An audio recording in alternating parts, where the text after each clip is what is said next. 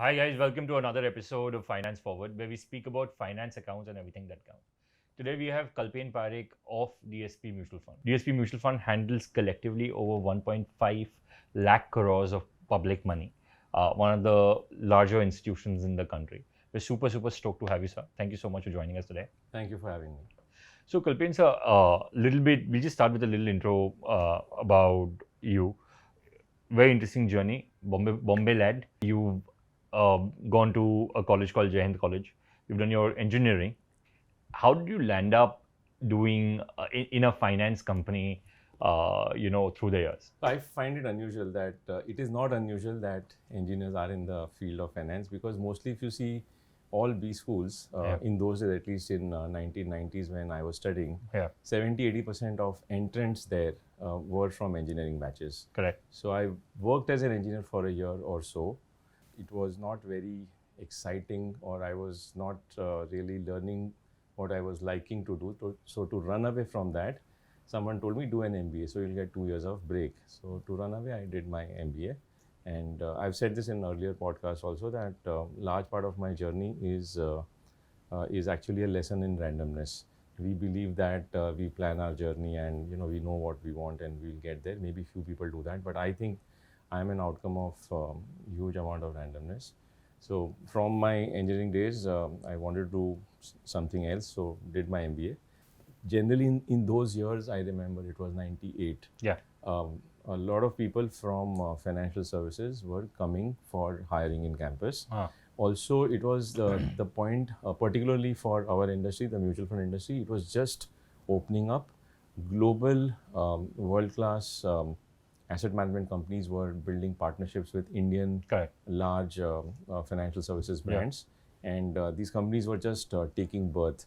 And mutual funds were just about to get professionalized. And private sector players had started coming, and financial services industry also was opening up. From my campus in NMIMS, I got selected by L&T Finance, which is not a mutual fund company, but it is a finance. It is an NBFC today, but I was hired in their treasury team to manage money for the parent company, part of the parent company's money, which was L&T, which was an engineering giant. And they were one of the largest cash flow generating company even at those points in time. They were also one of the largest deposit gatherer, because L&T ke deposits aate the, and L&T was a big household brand. So I worked briefly for a year and a half in this team. And at that point in time, we even proposed to the management that because we are raising deposits, we are a good, credible household brand and name, and we're also deploying money in mutual funds. Why don't we set up our own mutual fund called L&T Mutual Fund? At that time, the proposal did not get. You had pitched this? Me as along with my seniors. I was a small part of the team, along with the consulting team which was working, saying that it made a lot of strategic sense because you can leverage the brand, the distribution network, and the skill set of managing money. L&T's treasury then and even today is known to be one of the sharpest money management unit in an engineering company. Got it. And while I was deploying that money across different instruments like government bonds, in those days intercorporate deposits, mutual funds had just started, and I had started investing in few mutual funds as well. And in those days, interest rates had just started to come down. And we had invested in... What was the interest rate, sorry, when... 14-15%. 14-15%? Yeah. Okay, and then... It just started to come down, and when the first round of fall in interest rates started happening, wherever we had invested started looking very good. So one of the mutual fund where I used to invest, they were looking for someone in their investment team to act as a link between the investment function and the entire sales force and the investor base.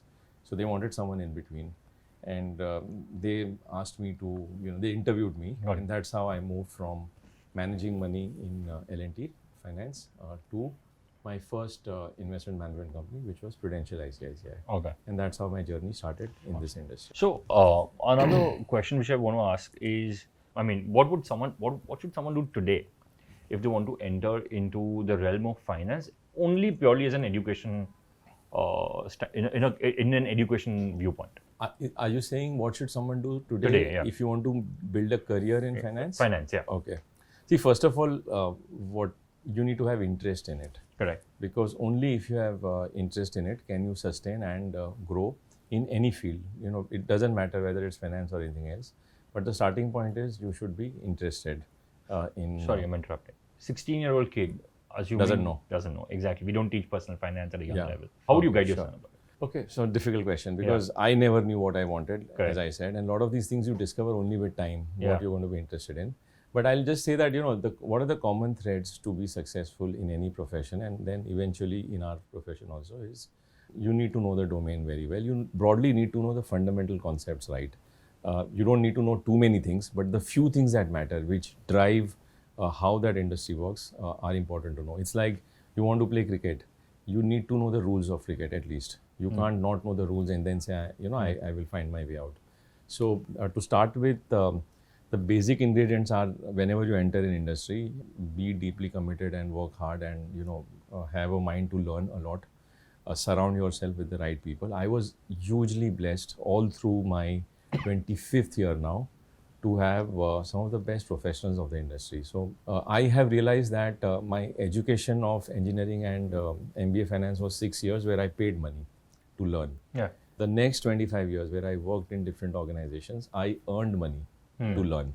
Every day is a huge learning curve. Even today, there are many people in different parts of my company, whether in the investment team or the marketing team or the tech team or the digital team, or people like you who do podcasts. There is a lot to learn, and I get richly paid to learn that. I think the starting point is what has worked for me is ability to keep an open mind and be surrounded with the right people. I think in today's world, career hopping is easy because opportunities are opening up, and every new company will obviously pay you 10-20% more. That's one journey to grow. But one thing that somewhere very early in my career, one of my leaders who I really have again learned a lot from, he used to tell us that be useful to your teams and be useful to your organizations. If you do that, your growth will be a given. Number two, if you are useful, the company will take care of your earnings. And if you learn and contribute, your earning per share will go up, which is your skills. In the language of markets, EPS is the skills that I learn every year as a professional, which can make me useful to my industry or to my organization or to my team. The other variable, which is the price to earning ratio, is what the market gives you, which is the salary that the market will give you. And he said, if your EPS is growing, either we will take care of you as an organization, if you are a fair organization, and if we are unfair, don't worry, the market will take care. You will get jobs. You'll get your dues. You'll get your dues. But on day one, don't focus on your dues. Focus on what can you give. Like I said, thankfully, till date, I've never felt I've been working. It has been a very joyful journey of great teams, and even there was competition or collaboration, but every day was a learning curve. So I have so many memories where there was learning all the way, and EPS milte gaya because of being surrounded by great people. Even people who were my peers, so when we were juniors, all the juniors, there was a lot to learn apart from learning from seniors. So I think one single most point I will give, and I'm not trying to preach something that I have personally lived through. I am not a born genius. I still don't say that I'm a genius. It's nice of you that you guys are, featuring me or covering me for a podcast, and that many times makes me uncomfortable. But my learning curve has helped me to reach where I am, and my mindset has been to always be positive in terms of contribution. I also learned another very important point from the same boss who worked, who actually mentored and coached a lot of us without coaching. He used to say that great minds discuss ideas and mediocre minds discuss people. Typically, I've seen in organizations or in families, there is always a lot of time devoted to talking about others, and people, which is called bitching in the negative words, or which is called gossiping and things like that. I realized in 25 years, I've never had the time to do that, because when you're surrounded with great people, the conversations are only about great ideas and what can we do better, how can we do different, how can we grow, how can we solve problems.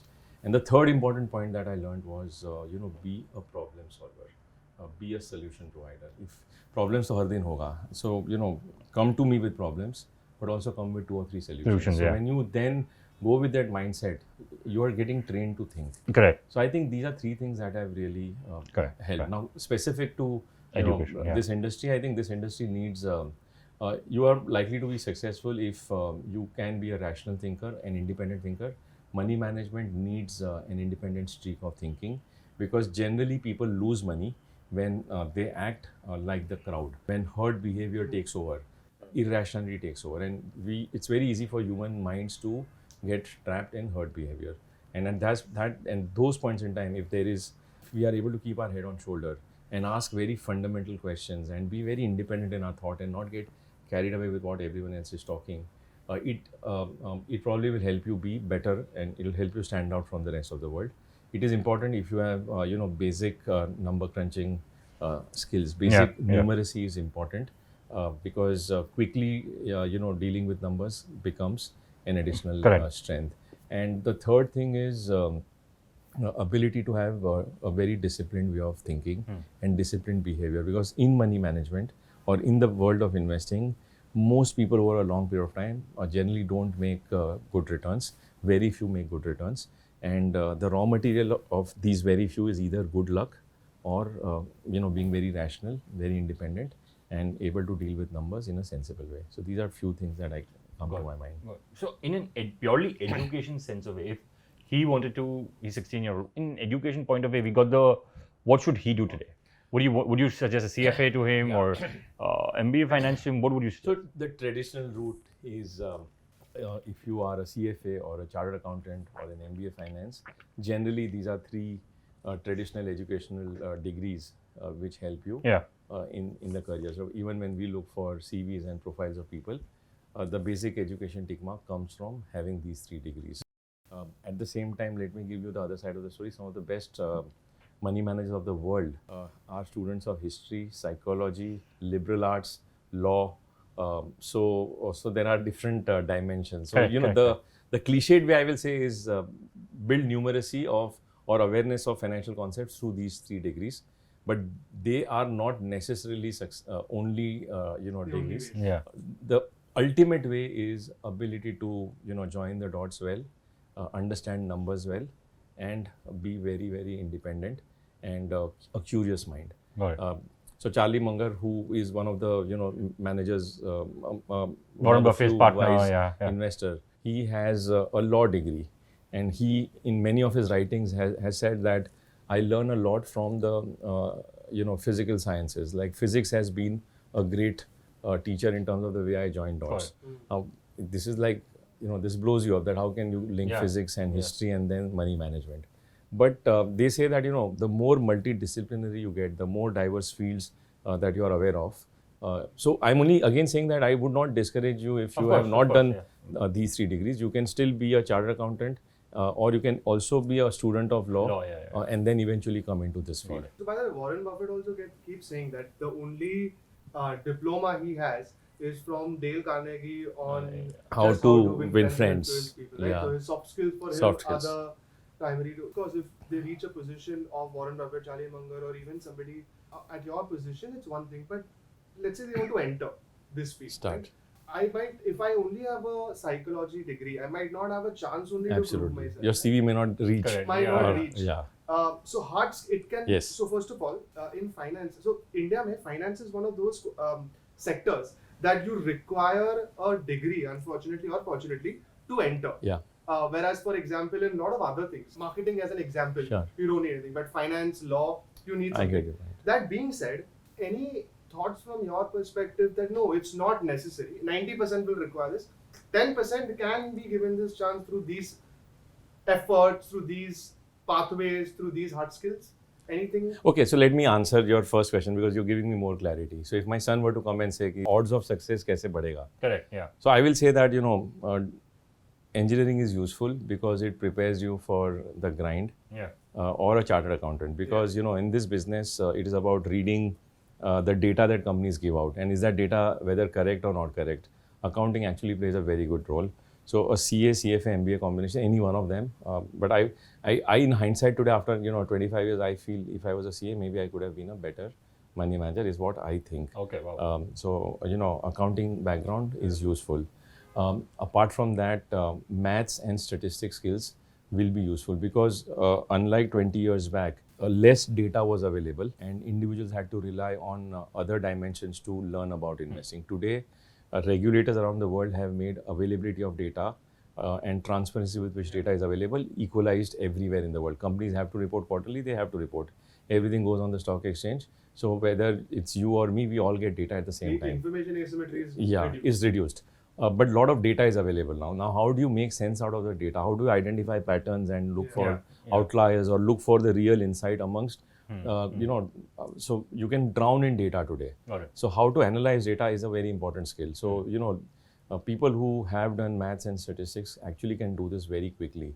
And I again envy people who have done that, who can play with numbers very quickly. And the last thing I think which is helping people do this today is, people who can code. So if you have background of computer science and accounting, and some basic liking for maths, it is a killer combination. So we need to make a course like that now. And you're teaching that for sure. Sure. So I have a friend who, I've been recently spending a lot of time with, and he has all these three backgrounds. And every time I talk to him, the way he's able to find patterns and the way he can write a code to identify, so out of, let's say, 6,000 stocks in the world, he can write few lines of code basis certain investment rules and principles to say that, okay, if I want these type of companies around the entire world, not only in India, he'll write a code. He has created hacks on how to deal with, lakhs of data points, and it will funnel down to a universe of 20, 30, 40 securities. Oh, wow. So anyone who has these three type of skill sets can be far more effective in today's world. Coming to a little bit about DSP or overall this industry, right? So first of all, if you can just take us through today, as of today, what is Kalpen Parekh's day like? Somebody who is a CEO and MD of a mutual fund house, how does a typical day, week go for you?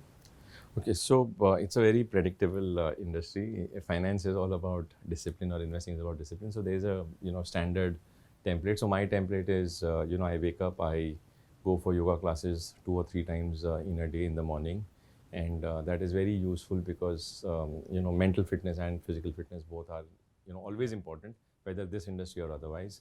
And then I come home, I quickly read a few things. I don't read newspapers. It may be a controversial statement, but generally because there's too much of information. But I read people who I like or whose thoughts matter to me. It could be their interviews, it could be their ideas through various different social media platforms.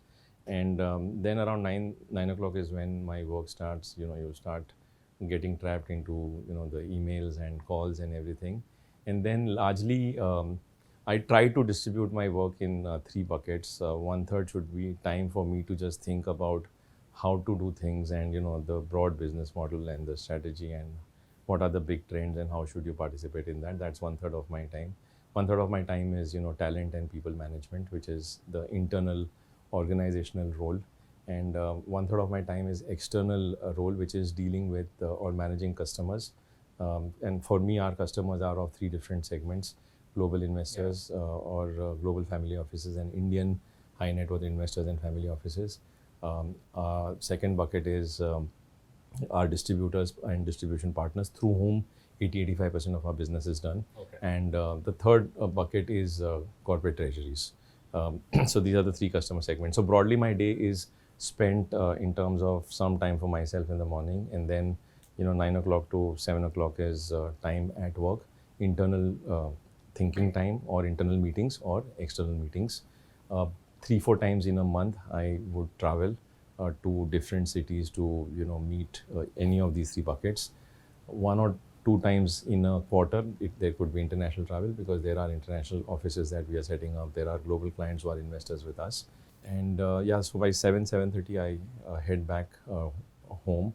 I stay 75 minutes away, so that again gives time for reading. And then I try nowadays to eat my food before sunset around 6:30. So I save that much of time later at home.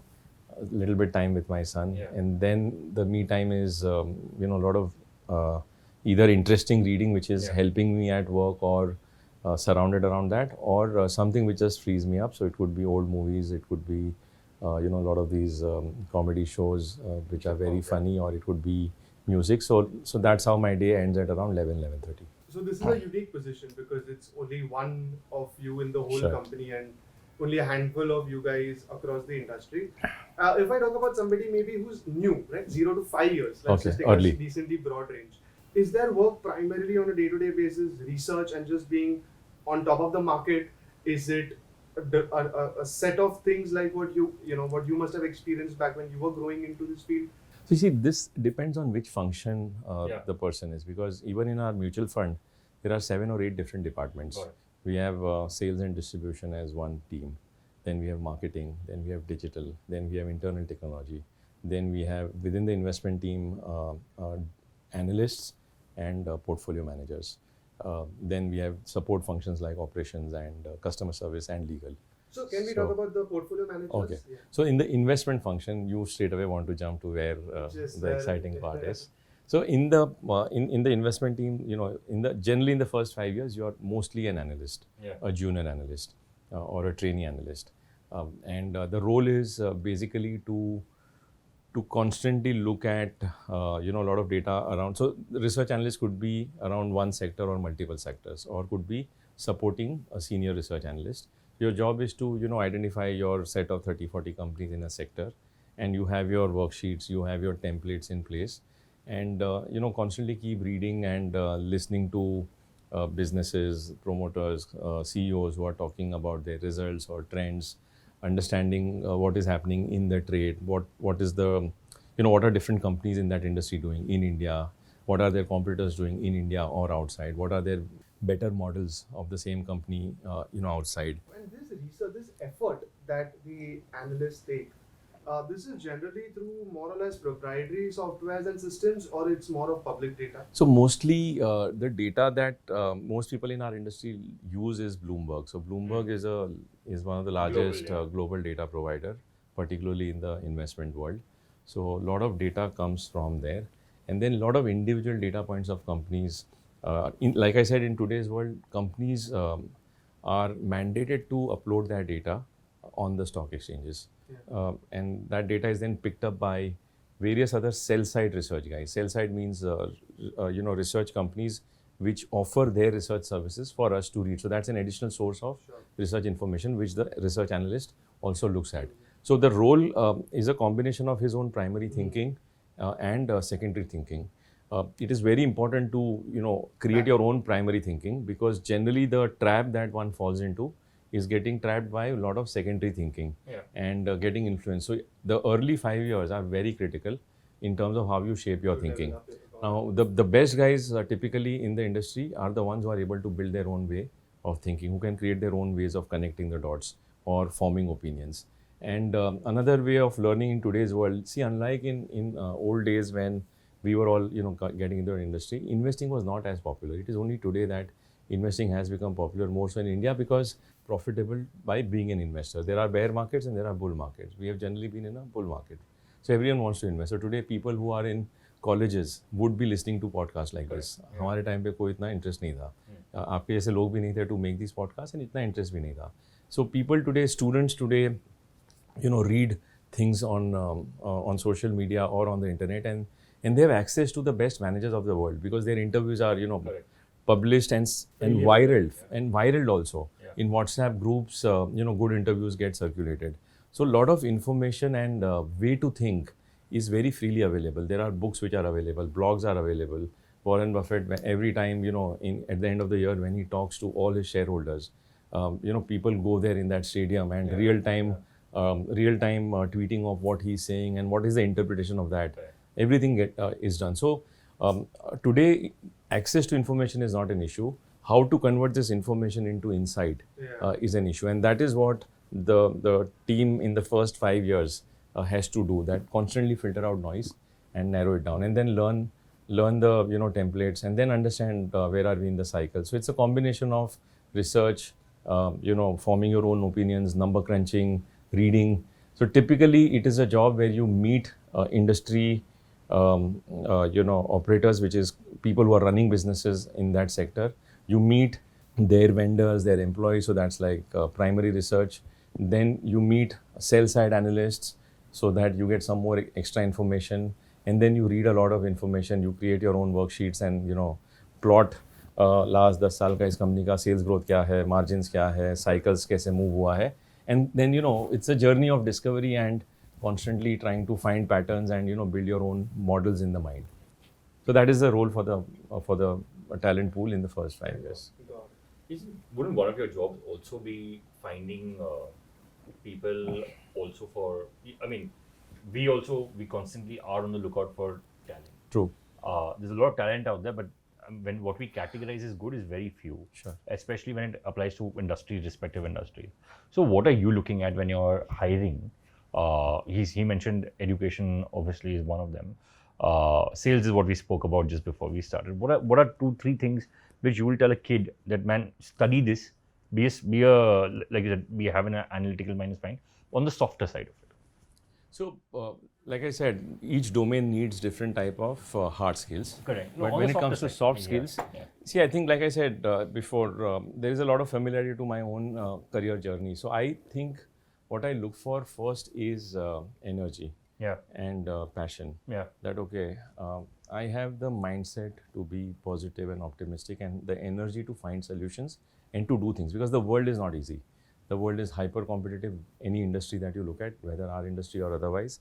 So energy is very important, and that self-drive and hunger to give your best, to wake up in the morning, and especially, people who work for us in big metros and metros like Mumbai or Bangalore, where travel time and traffic and, trains and getting into crowded trains in 40-42 degree heat, it's not an easy job. I heavily empathize for all people in sales who do not sit in, comfortable offices and work constantly out, bearing the brunt of the market or customers and doing. So energy is very important for me.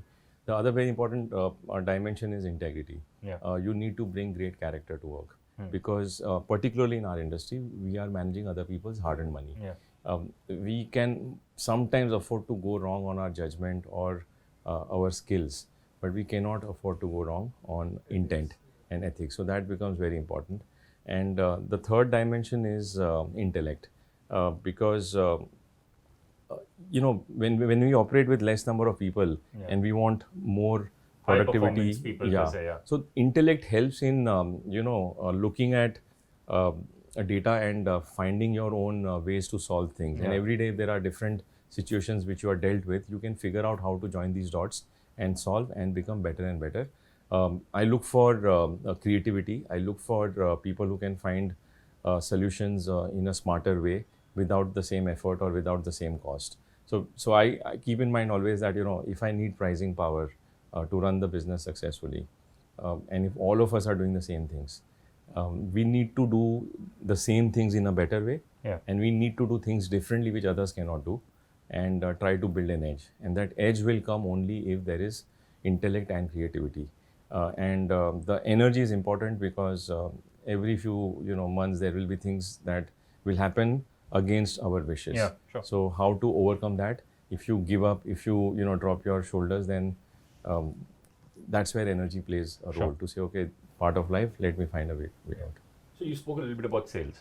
Can you dive a little bit more on your journey throughout, specifically on the sales part of it? So let me just add to this question, right? Very rarely we get to meet people who are at the helm of finance and not only have a background in sales, but before this also you were talking about why you find sales as important. A few points, like you mentioned, that when you look for people with energy is not a very common parameter that people look for. It comes a lot from a sales background. Do you feel even you as an orator are very polished and strong, and it's not very, unfortunately, it's not very common all across. So have you, and by the way, sales is not something that is taught in India, at least at a primary, secondary, even at a graduate level. So when you combine all this, right, your view on the importance of sales, whether you're in finance or otherwise. So let me nuance this a bit. Ultimately, so again, someone had taught me that what is sales? Sales is being a dealer of hope. Hope. Okay. We have to transmit hope. We have to transmit, optimism and confidence. Because what are we here for? We want to build better financial future for our investors. And hope is very important. Of course, it should not be reckless hope, where, because things keep changing. So you need responsible sales. Now, more important in sales is also about communication, about nuancing that communication, and that there are various channels. I personally feel that to be successful in any industry, while originally there are silos of sales and marketing and investments and customer service, I think if someone is fortunate and lucky to bring to the table an open mind to learn and get opportunities to learn multiple nuances every 4-5 years, that can make you a far better professional.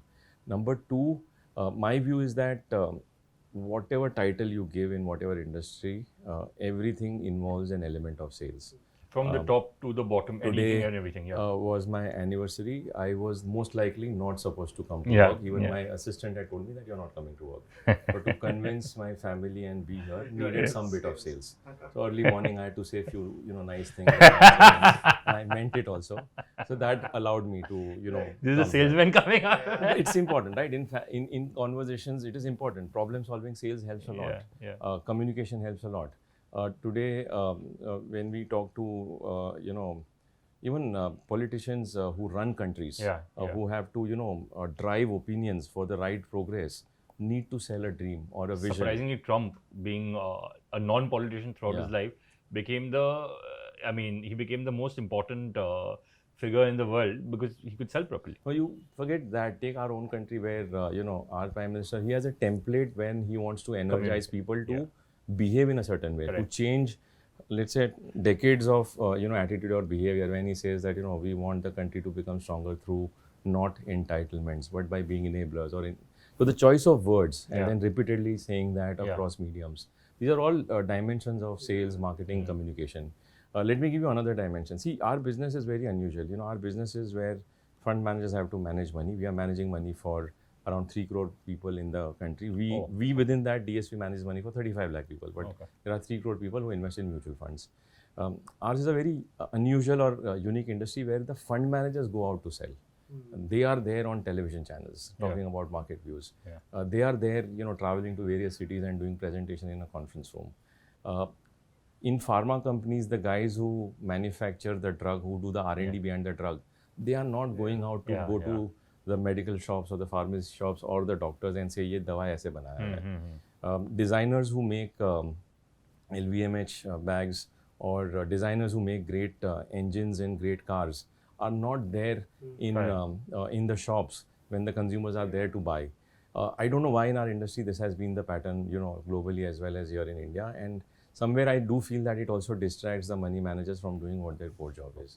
So when 25 years back, when I was hired in my company, they hired me for a role called investment strategist, where you don't manage money, but you learn everything from these money managers and transmit their thinking to the sales teams internally and through them to the clients externally, so that it frees them up to do what they are really good at and where they can create maximum contribution. And then using their insights and knowledge, you transmit it so that the sales team becomes a better team. So what I'm trying to highlight is everyone is selling today, and hence it is a very important dimension. How do I communicate becomes very important. In our business, particularly in investing is very dry, right? It has a lot of numbers and data and stuff like that. How do you really communicate it in a manner in which consumers really understand, where we can explain to them the benefits and not the complex mechanism behind how we make money for them, is again a role of sales, marketing, communication. So I feel it's a very, very vital dimension of our business. I think most importantly, sales allows you to know what the consumers want, and then talk to them in their language so that you can help them take better decisions and help them purchase or select funds the right way. Otherwise, there are times there is a lot of misbuying which happens. In the world of money, greed makes us act the wrong way. When we get greedy as human beings, we make wrong investment decisions. So great communication, great marketing, and great salesmanship is not over-promising. Many times sales is misunderstood. That sales means over-promise kar diya. There are people who do that. But in every field, there are good doctors, bad doctors, good actors, bad actors, right? So 5-10% honge. But the real task is to, particularly in our industry, educating. See, imagine this, that we are a country with 8-9% inflation, right? Over last 15-20 years.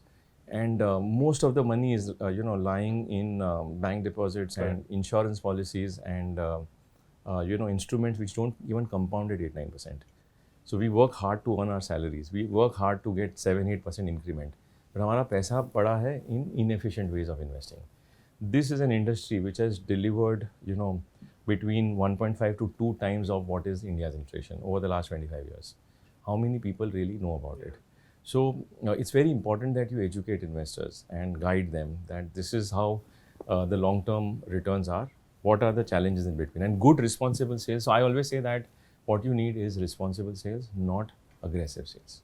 So actually it's a very good segue to the next question. You said that mutual fund industry has made 1.5 to 2x. So let's just say of inflation. Yes. Yes. Okay. But so I have a question, right? Let's say he's my financial planner right now. Maybe part of your distribution. Yes, planner. Absolutely.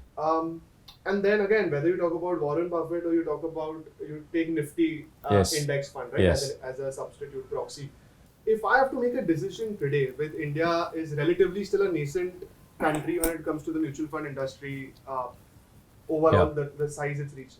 So which direction should I go to a financial planner who may then, ensure that I invest somewhere which is not as per my, for customized to my plan, or should I just leave everything low cost index fund, just follow that simple mode and let India take over? You need to know what you're doing and why you're doing. So we call this as direct investing versus advice investing. So when you go to him as your financial planner, then to a large extent, he is trying to understand your needs, understand what are your suitable products, and then guide you right. A good financial planner will keep your interest first. A bad financial planner may not keep your interest first. At large, my observation, 25 years, India has a large number of good financial planners. So you should not be worried.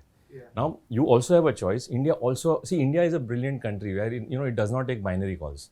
Yehi sahi hai, yehi sahi hai. It's not either or. It also says, ठीक है, तुमको लगता है कि you can invest on your own, you have the skill set, and you want to buy either Nifty or an actively managed fund of DSP, which may have the odds of earning more than Nifty. That choice is yours, provided you know how to choose. On my website, there are 50 funds. How will you know which one is right for you? So this is when I'm not aware. See, first of all, if you're not aware, I'll give you an example, an analogy of what you're trying to say. Anyways, you're starting with this thesis that you're not aware, which is the case with 90% of population because they are not in the industry, which means they are not aware. अब आप aware ही नहीं हो पहले तो, it's like, you wake up in the morning and say, which flight should I take today? It's just, you are asking just that question, which fund should I buy today? Is as good as asking which flight should I take. There are 25,000 flights in the world. Right now, how do you decide which flight is right for you? It needs another question. That कहाँ जाना है तुमको? Correct. Right? Now you say that मुझे बोरीवली से कांदिवली जाना है. You don't need a flight. Then you don't need Nifty. Maybe you need something else. So till you are not aware, if you just try to decide on your own, you are relying a lot on good luck that your decisions go right. So my advice would always be that first, learn how to hire a good financial planner, because most likely individuals are not aware, and there is a huge maze of products and strategies, and different products work in different conditions. In some cycles it will work, in some cycles it will not work. If you don't know when they work and when they don't work, you will misfire. You will choose the wrong product at the wrong time. One of our best performing fund has, and it was also awarded as the best fund of the world. In 2017. And almost 67% of all the inflows we were getting were coming in only that fund because it had given blockbuster returns. Over 4 years, it had given 40% per annum, which means 100 रुपया लगाया होता तो 4 साल में वो roughly 140, फिर 200 और 300, roughly 350 हो गया होता. Now, if a layman like you would have just seen this is the best performing fund, Forbes ने इसको award दिया है, 1 का 3 हो गया जल्दी, let me put my money. The next 4 years, the returns were zero. A good financial planner would have said that generally, good funds also go towards an extreme. And at that point in time, it is prudent not to put all your money there and maybe balance it with some asset allocation. Maybe that was a time to take some money out. And so that is where, if you are not aware, the role of a coach becomes very important. I think that is the only point I'll say. You can be a great engineer, but there's no guarantee you'll be a great investor. Yeah, and in the US, right? How we have family doctors here, they have more or less family financial planners. Yeah. Do you think India is going? It's going there. I think India is progressing because we are seeing. We are now seeing mutual funds have got listed 5 years back in the capital market. We have seen wealth management firms getting listed. So over time, this profession is getting respect. It is becoming a respectable profession. हमारे time पे तो दो ही option थे, like मुझे किसी ने पूछा था क्या बनना है तो I would have said doctor या इंजीनियर, बिकॉज मुझे साइंस में डाल दिया था. कॉमर्स का ऑप्शन होता तो I would have said chartered accountant. But I think there will be a time in the next 5-10 years where people will say मुझे फाइनेंशियल प्लानर बनना है. It's happening actually. It has started. It has started. We at AMFI are running a lot of now interesting ads to highlight that this is a profession of respect. This is a profession where you can actually change lives, where you can actually make a lot of impact on a wide part of people around you and help them build better financial futures. Yeah, because like for example, one of our batchmates has studied CFA and the financial planning, and he was working with Anand Reddy for a while, and now he's done his own. He's basically started his own venture into just planning finances for others. So we've put some of our funds with him. We've introduced him to a lot of our team members, and they're all better off. Sure. Because now they have no headache on taking care of it themselves. Just to, again, one last question as a segue only. Is a 15% CAGR over a 10-20 year period the best we should hope for if we go through a financial planner? See, whether you go through a financial planner or on your own, the returns are not a function of that. The returns are a function of what markets want to give us. They are not a function of what we want from them. I'm assuming you're asking this question because of Nifty. Nifty has gained 15% since 2005 or something like that. See, let me confuse you a bit differently. That take the year 2008. Yeah. If you had invested in Nifty on 1st January 2008, the return since then till today is around 9%. 9 months later, because by then market had crashed 50%. So you entered very cheap. You entered Nifty 50% lower. So if in October 2008 you had invested, your returns are 16% CAGR. Now, which date you choose? So, if I want to missell to you, I'll say 16%. Correct. And if I want to scare you, I'll say 9%. So, what is the truth? So, there is no single truth in investing because the world keeps changing every day. China, the fastest growing economy on the world. 10 years back and 5 years back, everyone would have said, I wish we were in China. China mein bahut paisa ban raha hai. Their 20-year returns are just around 3-4%. Japan 30-year returns are 1%. So, it depends on cycles and phases. And hence, I resist from giving one single answer. There are more nuances than, oversimplifying money. But, so then still, what is the way to look about it? The way to think about it is that if we do nothing and if we just invest in relatively the safest instrument, which is, let's say, the PPF or the Government of India bond. The Government of India bond today earns around 7 to 8%. 10-year GSEC is at 7.5. So logically, if you are investing in equity, you should earn more than that, some premium for the volatility. Correct. So, if you invest in a bear market, generally I have seen, bear market means the current returns look very bad. You won't feel like doing a podcast with me. That would be a bear market. In bear markets, the next 5 to 10 year returns are generally 1.5 to 2 times of the bond yields. तो अगर bond yield 8% है तो आपका 16% बन सकता है. Between 13 to 16% in the next 5 to 10 years because you are buying it very cheap. On the other extreme, when you invest in a super bull market, like I said, when my fund is given the best fund of the world award, those are typically bull markets. Super bull markets or irrational bull markets, the next 5-year returns generally have been seen to be closer to your bond yields. So you get the volatility of equity and the returns of bond. So the truth is always in between. Now there are techniques of how you invest. If you invest through SIPs, then you're not investing in just one point of the market. You're investing across cycles. Now on top of it, if you do asset allocation. So if you had invested on 1st Jan 2008, markets fell 50%, then they doubled and for 3 years went nowhere. So it means a 5-year return was 0. But if you had done an SIP in these 5 years, you would have earned 8% return. Got it. An asset allocation fund investing in debt, equity, gold would have earned 8% return, whereas equity had earned 0. So these are the nuances. Can you do it on your own? Please do it. Mostly you will not, and that's why you need this guy. So one of the questions, I think a few things which in the industry of planning is a problem is, would you trust someone who's advertising that, listen, come and invest with me?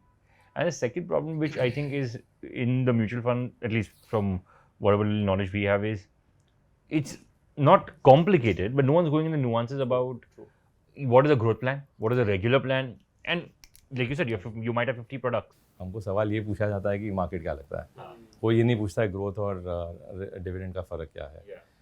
So if you want, we can do a series of podcasts on that.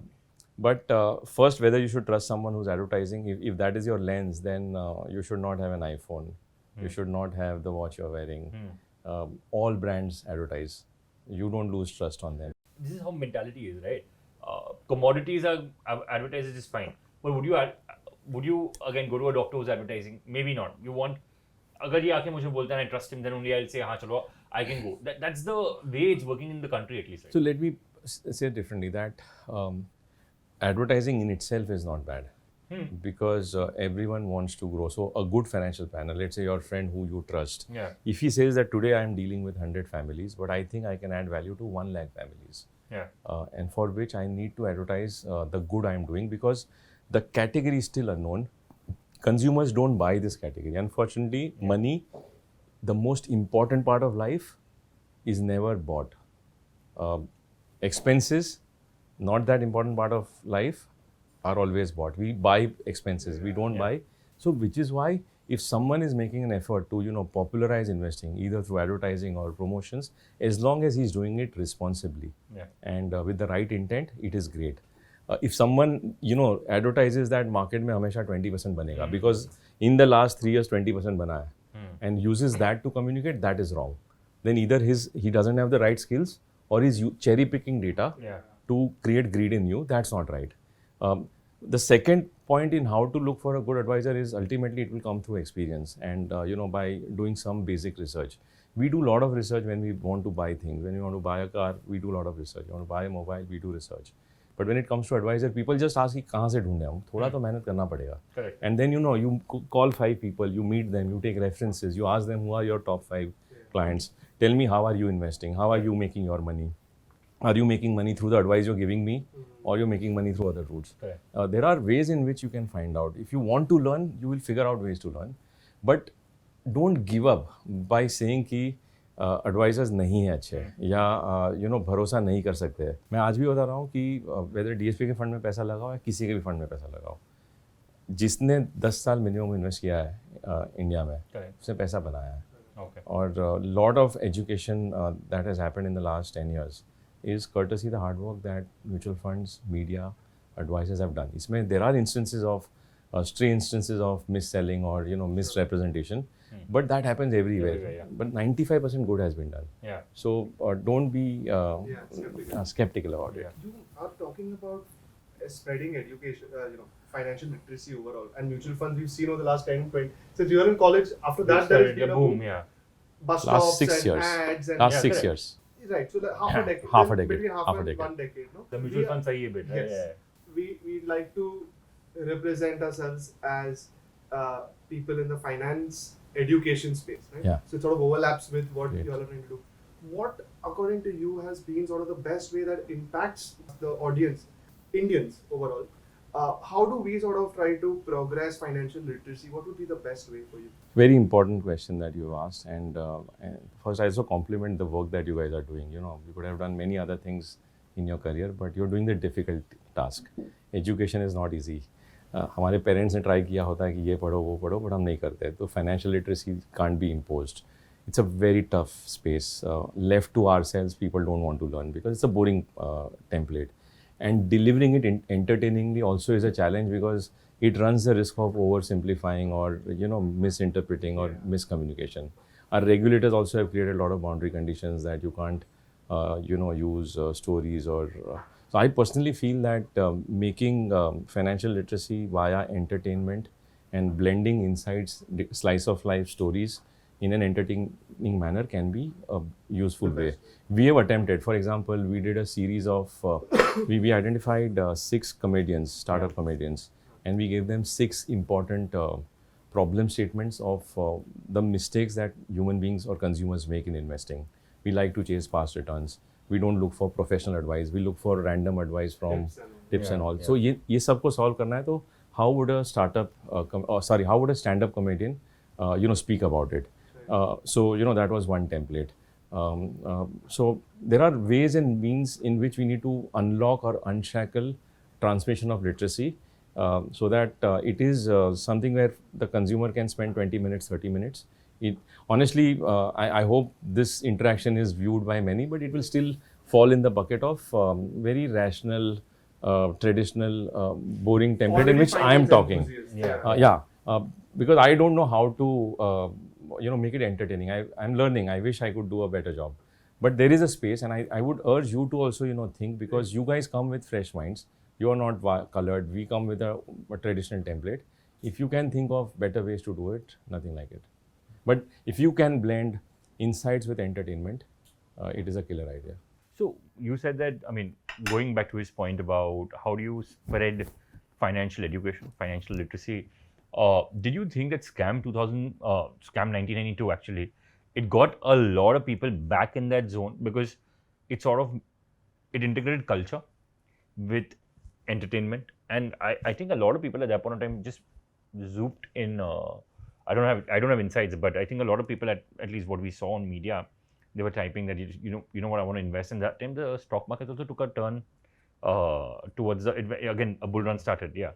So I won't relate the bull market to the release of Scam. It was a brilliantly made TV series. It was it hooked you so much that you would have just done binge watching and finished seeing it. Great music, great dialogues, great acting. But I don't think it educated. It did not increase literacy.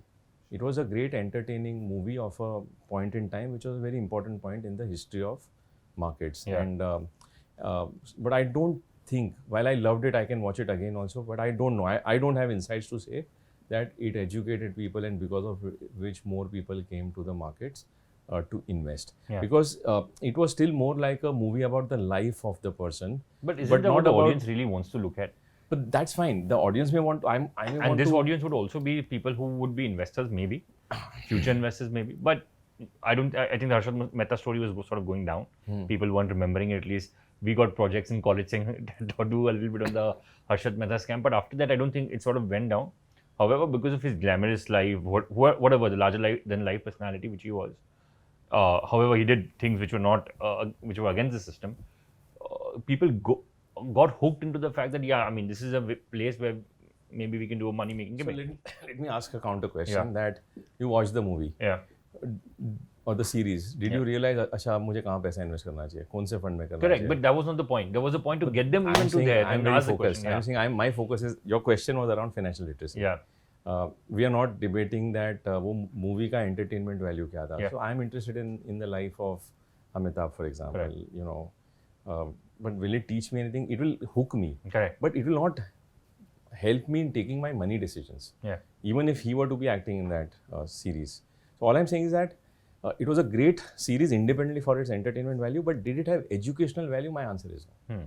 This is my inference. You can have a different point of view, but मुझे नहीं लगता उसमें education था. And it's okay. Movies are not meant to educate. They are meant to entertain and to say something or to say a story. It has a different objective. That objective is not the objective that works for me today to make the next 1 crore people say that, okay, this I need to invest. I need to, beat inflation. I need to be disciplined. I need to acknowledge that markets fluctuate. I need to be aware that there can be 4-5 years of zero returns, and I should not panic at that point in time, which is when 99% people panic. Those are the critical lessons to teach. That I don't think yet वो holy grail मुझे नहीं मिला है अभी तक. And throughout the discussion, you mentioned a lot about reading. So we are generally avid readers, right? Books, for whether you talk about personal finance, whether you talk about literacy, whether you talk about a pathway for an individual, especially from an Indian context. So we know Intelligent Investor, we know Ray Dalio's Principles, we know the classics. Anything which you can tell us, for us as well as the audience on? Maybe a 16-year-old, what would he read? What would she? And why I'm saying Indian context, because I know that is not coming up now. It was not there all these years. See, 16-year-old के मुझे भी नहीं पता, because his interests are very different. My son is also 17 right now. He has to he has no time to breathe because he has to study for his IIT exams. Correct. So uska physics, chemistry, biology important hai, not anything on investing. Right. Whatever little bit time he has, he focuses on his fitness and all. So I don't think anything has been honestly written also for a 16-year-old. So I don't want to over glamorize what is not there. But what are the first few books one should read or start looking at to start this journey of investing? So there are, at least, and there are many people who have written, I may not remember all the names, but there are 2 authors in India who have written something very simple and sensible. One is P.V. Subramaniam. He's written about, retire rich or, how to invest small money and make it big, very practical lens. Then there's Monica Hallan, who's written about, let's talk about money. mutual funds now. Yeah. The next The new book is one. Let's Talk Mutual Fund. Yeah. And uske pehle Let's Talk Money. Both are, useful for someone who's 20, 25 and just started to earn money. So that, like I said, the rules of the game, pehle din pe aapko broadly pata chal jayega. Broad boundary conditions are established so that you don't make big mistakes. Another interesting writer who writes beautifully, who hooks you, is a global writer called Morgan Housel. And he... Psychology of money. Yeah, so his... Now, of course, you don't need to really buy the book. Uske sub blogs free mein bhi available hai. So, and most people don't read actually. Yeah. People collect books, but we don't read. Correct. Because time nahi hota hai. So blogs are again a very, smart way to quickly learn. Now, his writing does not necessarily make you start ki kaise invest karna chahiye, but it behaviorally builds your muscle. Correct. The duality of markets that, it is always hazy. On every day, you can be bullish and bearish. The investor, unfortunately, is searching for a binary answer. But the truth that he tries to explain is that you will never get a binary answer. And in that, maze or hazy day, you have to find your way out. So he brings the truth of life, the truth of markets in a very interesting language. So these are 3 things that one can, start with. One book which is not spoken most about, but which has really helped me learn a lot. And it gives you hacks to ensure that you minimize your error rates of decision making, is a book called The Art of Thinking Clearly by Rolf Doveli. It is claimed that, he copy-pasted a lot of principles of Nassim Taleb, who used to write in a complex language. Yeah. This guy has written it in a very layman's language. Yeah. One chapter of just 2 or 3 pages. There are some 100 plus thinking errors. And he says that this is how we make these errors, and these are the hacks to not make these errors. Right. One quick example, he says that, there is huge activity bias amongst us. We like to constantly react and act. If prices are rising, we want to put more money. Suddenly, if story changes, prices fall, we want to take money out. Whereas the truth of investing is that you should have the longest time horizon, which means the least amount of action. And in today's world, the entire new world of investors who have come in the last 3 years are all digitally onboarded. वो 3 button दबा के enter हुए, वो 3 button दबा के निकल भी जाएंगे. इन आवर टाइम्स इतना इजी एक्सेस नहीं था और तो इतना इजी एग्जिट भी नहीं था. Today, entry is easy, exit is easy. So how do you ensure that time is respected? And so he says that every time, and I try to do this myself, and because I am bombarded with insights and information every day. So my temptation to act is very high. So I know that compounding में action कम होना चाहिए. The least number of action. Charlie Munger ने ये भी बोला है कि पूरे लाइफ में सिर्फ 20 डिसीजन लो. वो भी इस पॉइंट को वैलिडेट करता है. Warren Buffett also says that my genes are one of my main reasons because I've been able to survive for so long that I've been able to create this wealth. So now so these are nice perspectives, but how do I practically create a hack?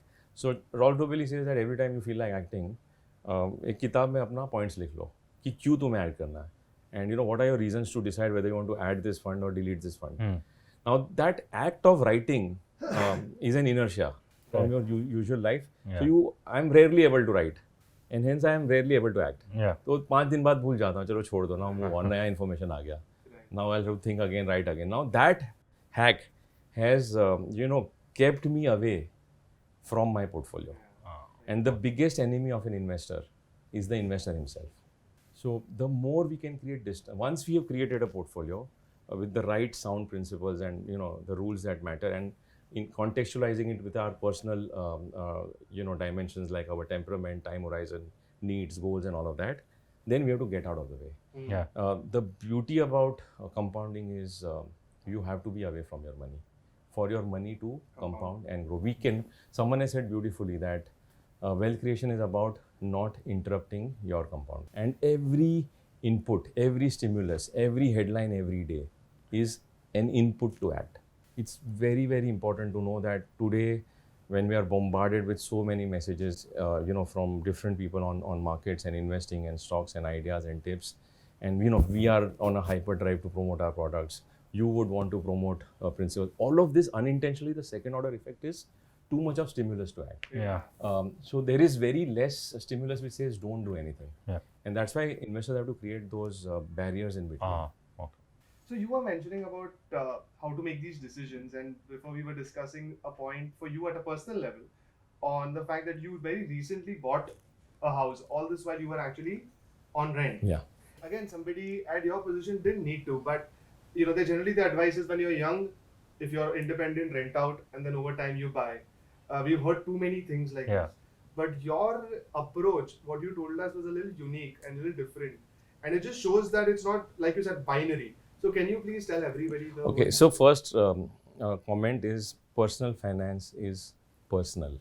So each decision is unique to each individual. There is no single answer which is right or wrong. So the same situation you can act differently. Morgan Housel again says personal finance is more personal and less finance. So that is the first comment and disclaimer I want to make. So what I did was my context, my thinking, my destiny, and my experiences of life. You could behave very differently for exactly the same setup. I brought up in a suburb called Borivali, and I got married in 2001. And my father said that before you get married, you need to have a house of your own. So we bought a small home in Borivali, which we never eventually used, because then we moved to Ville Parla because commuting was a challenge. Commuting from Borivali to Bellad Pier was 2 hours every day. And going back was another 2 hours. So we moved near the airport and highway at Ville Parla, because my wife was born and brought up there. And in our early days before we got married, I had told her कि तुम शादी कर लो, मैं फिर से तुमको वापस विले पार्ला ले जाऊंगा, because you'll not have to stay in a far off suburb. Eventually she settled down a lot better, but after 8 years we moved. Now I'm just giving you some context of anchoring. In Borivali, the real estate prices are 3,000 rupees per square feet.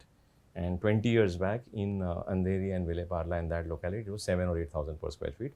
That was expensive for me because I didn't have that much of capital. I would have to take a loan. Generally my mindset is कि मुझे baggage अच्छा नहीं लगता है. Loan is baggage. हर दिन सोचना पड़ता है. Now it's again a point of view. A lot of people say that economically it makes sense to have a loan because you get tax advantages and stuff like that. But I didn't want to take a loan.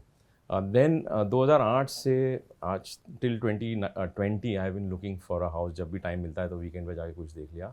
But rates kept on going up. 8,000, 10,000, 12,000. As of today, Ville Parla rates are 45,000-50,000 per square feet. 2011 or 2010 or 11, we liked a house in Ville Parle, and it was costing some 3 crores for 1,000 square feet home. It was costing 2.5 crores, so 25,000 ka rate tha. I was negotiating for 235, he was saying 250, 15 lakh ka gap tha. But उन दिनों में तो 15 लाख भी बहुत बड़ी बात थी. So I said कि I'm going for a holiday to US. I'll come back in 15 days. Hopefully you will agree by then. He also thought the other way around. I went to US. My brother-in-law lives in US, in Philadelphia, overlooking a valley in a huge society where there are all bungalows. His kids go to the best colleges of the world. The best weather and environment that you can wait for. उसका 6,000 square feet का घर है with a 2,000 square feet lawn. और उसने बोला मैंने ये 2.5 करोड़ में लिया. So I said कि ये रुपीस में है या डॉलर्स में? He said 2.5 करोड़ रुपीस में.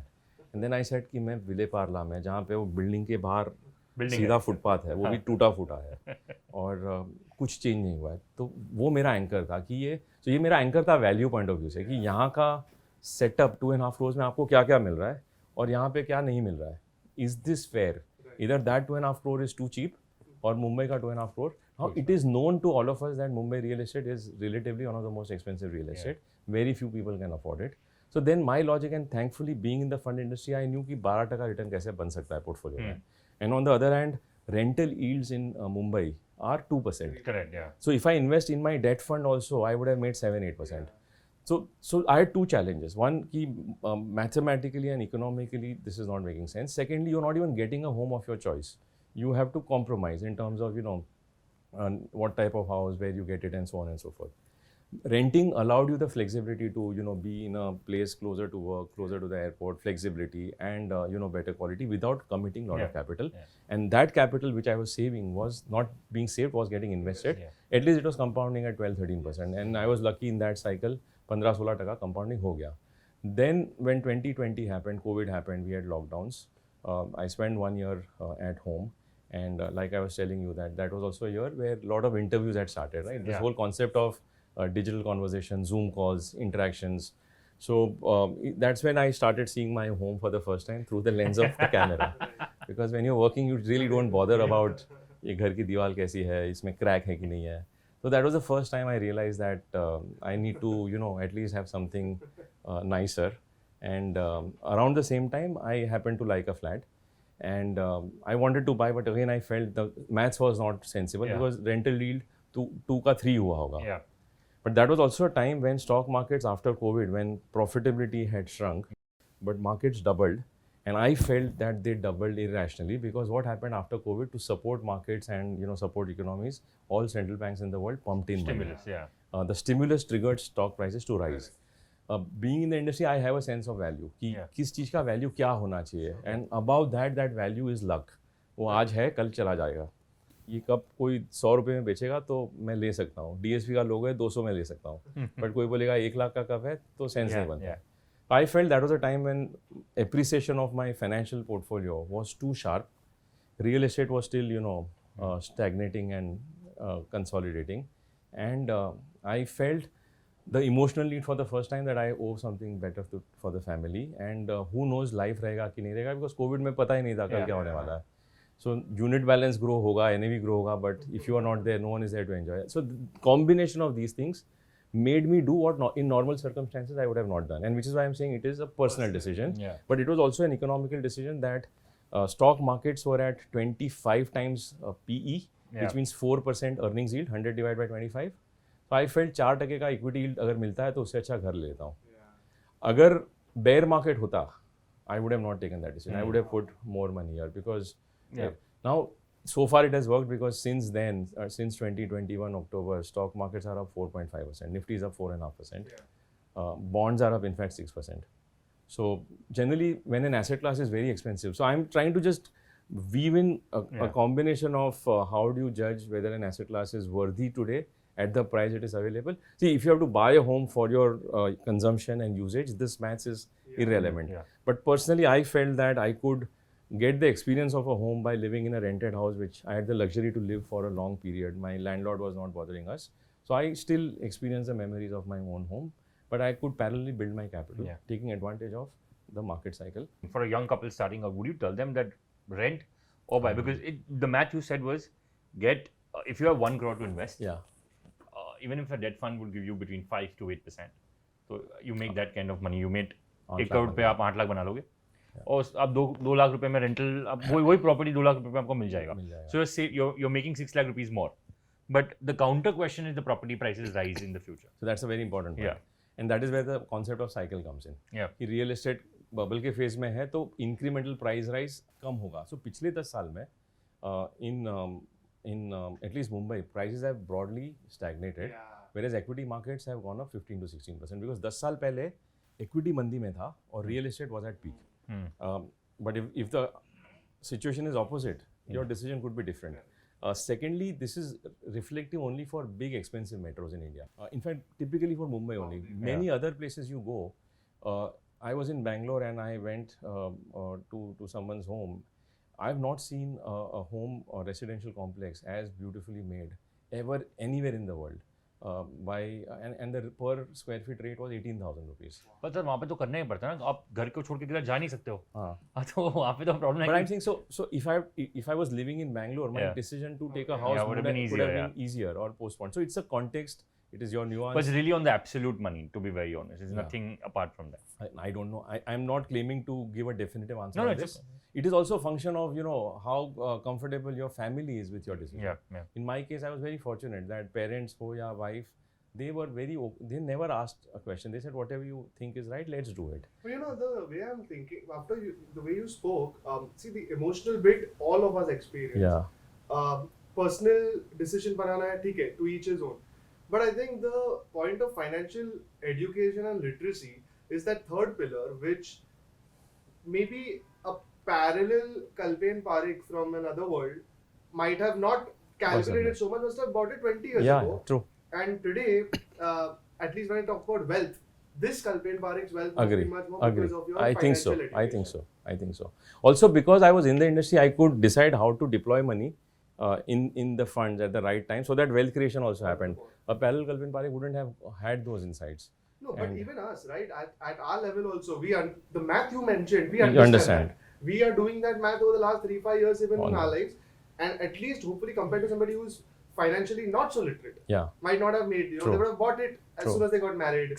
Whether they have the ability to pay back the loan over the next 20 years, and they fall under that. Right? So I think beyond emotional and personal, some dimension of this maths one should do, and then see and then weigh the pros and cons. Yeah, but you need to have the literacy to be able to know your contextual background to that. And which is why I feel the profession of wealth managers and financial planners is so critical, and which is why it's becoming more and more relevant.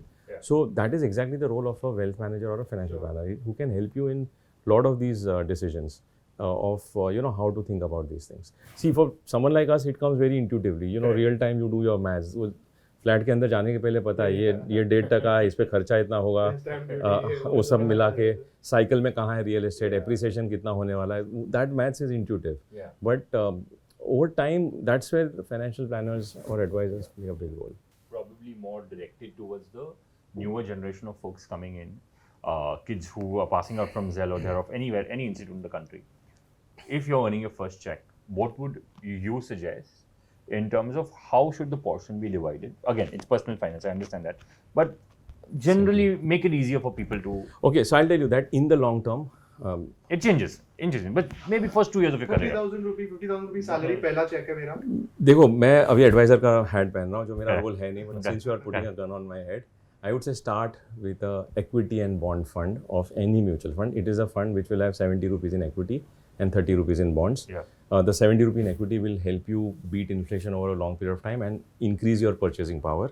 But the journey of long term has a lot of potholes of intermittent corrections. The 30 rupees of debt will shield you in that correction, and which is why I'm giving you a combination.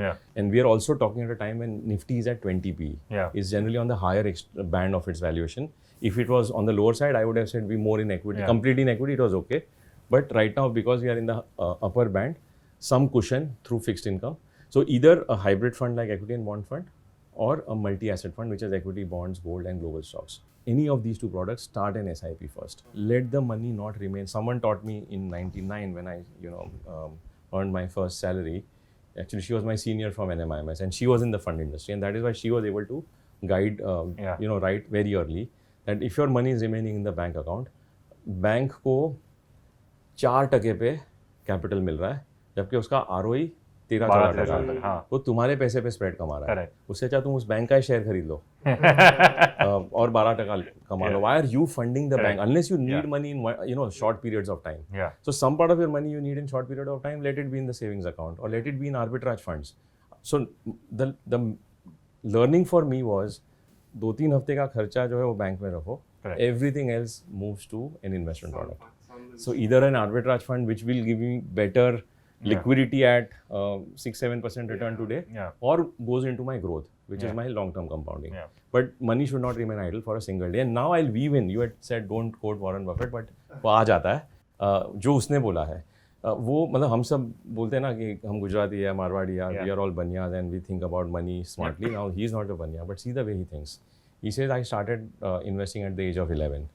11 से आज 93, इसलिए इतना compounding हुआ है. But he says, I repent I started 11 years late. So now imagine if his wealth is whatever, $200 billion, right?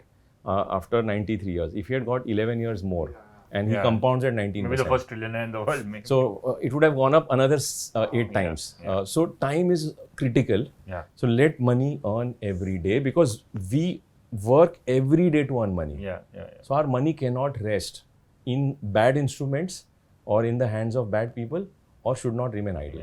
That is the only message I will give you. And find solutions to make your money work. And investment is also working when you're sleeping. Exactly. So that's another 12 hours which we can add in some or the other way to the millennials who are sleeping 12 hours.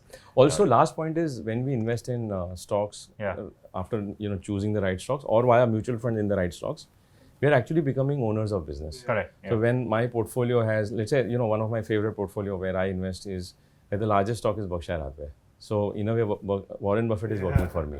The second largest stock is ITC. ITC CEO is working for me indirectly. Right? We have L&T in it. We have Coal India in it. So all these businesses, I'm becoming an owner of these businesses with no commitment to hold them forever. I can exit tomorrow. But an ITC cannot say market will change. Let me sell the company and stay in cash. So that is the power that today investing can give to us. All right. Thank you so much, Kalpen sir. This was pleasure. This was brilliant. Thank you so much for Thank you. This. Thank you.